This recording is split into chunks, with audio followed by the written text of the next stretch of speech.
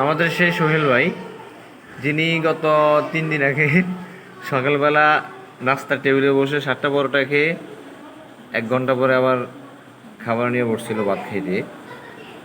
এখন আজকে ওনার রেসিপি হবে ইনশাল্লাহ। যারা যেখান থেকে দেখছেন আপনারা এই উপভোগ করতে থাকেন, দেখেন কি করে উনি।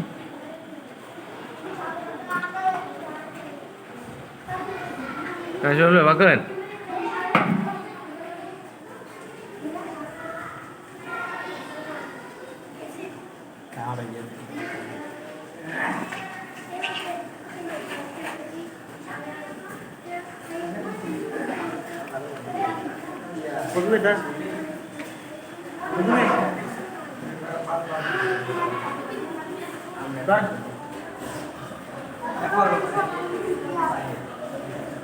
Done.